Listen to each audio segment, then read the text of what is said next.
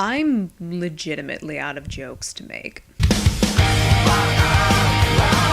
We're still really in the pit, guys. Like, we are so in the pit. This is an anime that was actually recommended to me by a friend who was very aware that I am currently sitting in the sport anime trash pit and said, "Have you watched Yowamushi Pedal?" And I was like, "What is Yowamushi Pedal? Tell me more." To be fair, I don't just take any recommendation. I'm actually surprisingly picky as it pertains to anime and what I choose to watch, but in this case, I had a feeling I might like this one. And on the whole, I did. I really enjoyed Yowamushi Pedal. But I will admit that of the sport anime that I've watched so far, it was certainly the most inconsistent in its pacing. After all, it takes till about episode, I think 5 or 6 for our protagonist to even join the cycling club that's the focus of the anime. Sure, I get it, it's because he's basically weeb otaku trash and he wants to form an anime club, but come on, you need to move a little faster than that. Not only that, the multiple episodes devoted to the cycling events, which, yes, this is very standard, I've noticed, to sport anime, and that oftentimes one event will get multiple episodes. In the case of the cycling matches, it really made me wonder just how freaking long these cycling matches were, especially when there's an awful lot of talking going on. I'm assuming that most cyclers kind of preserve their energy, but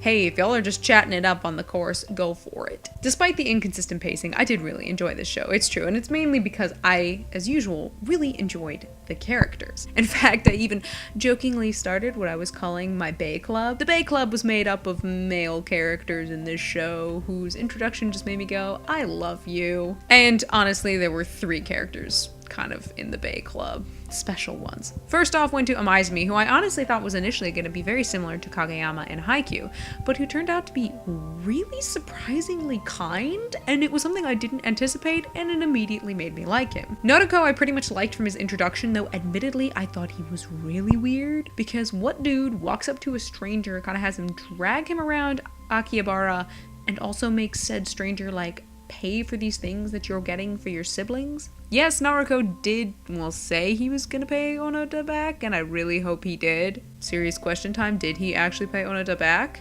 But I did admittedly find it kind of strange. However, the moment they get into a bike race with a guy in a sports car because he flicked a cigarette butt at Onoda's bike, like, you just knew you were gonna like Naruko. And finally, the bae to end all baes, my personal bae, Makishima, the peak spider, the third-year climber on the cycling team. Bless you, Maki-chan, and your luscious green hair. I cannot even with this character. I love this character so much that I am watching Yowamushi Pedal New Generation, the current airing season, over on Crunchyroll, and things happened with Maki-chan that actually had me wanting to cry. I was so upset about things that happened. I have been promised that it gets better and my emotional trauma will eventually be assuaged, but right now I have emotional trauma, and it's as a result of the Yowamushi Pedal movie and New Generation. Also, if Makishima isn't gay, he's absolutely gay in my headcanon, and he and Toto or whoever are freaking cycling boyfriends, and I will not hear otherwise. In fact, with our primary cycling team and their arch rivals,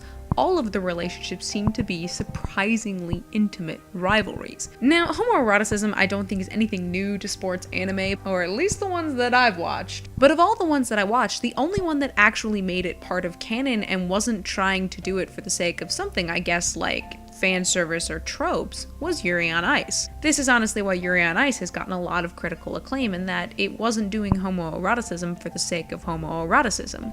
It was doing homoeroticism because the 2 main male characters happened to eventually become partners in a relationship. However, in the case of Yowamushi Pedal and something like the rivalry between Todo and Makishima, it's homoeroticism, but it's never actually going anywhere, and you kind of know that it's never actually going anywhere.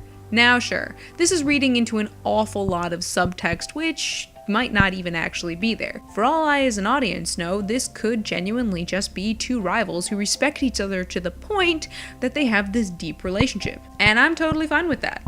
In my headcanon, they are absolutely cycling boyfriends, but if all they are intense rivals, whose relationship is therefore really close, almost like they're friends, I'm fine with that. Like Kuroko no Basket, I didn't enjoy every rival character who appeared on screen. In fact, there is one character who shows up who's really Amaizumi's arch rival, who I loathed so much that every time he was on screen, my enjoyment level of this show absolutely tanked. And not only that, this is the one time they gave a character an angsty backstory, and it didn't change my opinion of the character at all. I still hated this guy, and hated him so much. Oh my god. It's a combination of both personality and animation.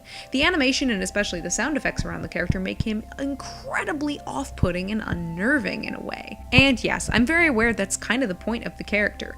He uses psychological mind games in order to get into the heads of his opponents so that he can put them off balance and therefore win.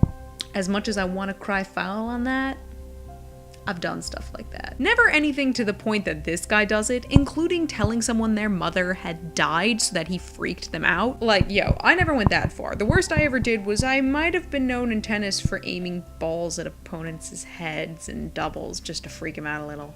Hey, in my defense, it's a perfectly legal move. If they can't hit it, that's not my fault. And they were welcome to try and hit it at my head if they wanted. I am very aware this probably doesn't reflect well on me. In this case, I think it's honestly that this character did its job, but might have done its job almost a little too well because it really did kill my enjoyment of the show whenever he was on screen. While Yowamushi Pedal certainly ranges into the ridiculous, I don't think it's quite on the level of something like Kuroko no Basuke, which was operatic in its level of ridiculous. This show still keeps it pretty reasonable, and while I'm certainly no expert in the field of cycling, every time they talk about it I go, okay, that sounds about right, sure, I'll buy it, absolutely. What I liked most was that the protagonist being able to pick up a lot of things quite quickly is actually explained really well. It doesn't feel like he's suddenly a prodigy in the world of cycling. What actually happens is that, honestly, he's been riding equipment which has trained his body to be able to do things that they shouldn't have been able to. And ultimately, he succeeds through a lot of hard work and through his own personality. I haven't mentioned every character that's on the cycling team, but I do love them all to pieces, and the fact that you go into New Generation and the third years are leaving, it's emotional. Why do anime always attach me to the third years? Because they're gonna be leaving, and I am not prepared for this kind of abandonment. I will say that there is an element of order to these, so you watch the seasons of Yowamushi Pedal, watch Yowamushi Pedal the movie, then start New Generation, which is currently still airing. But that's it for me today, you guys, and so until next time.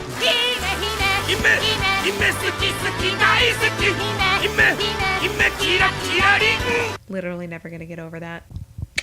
Cheers.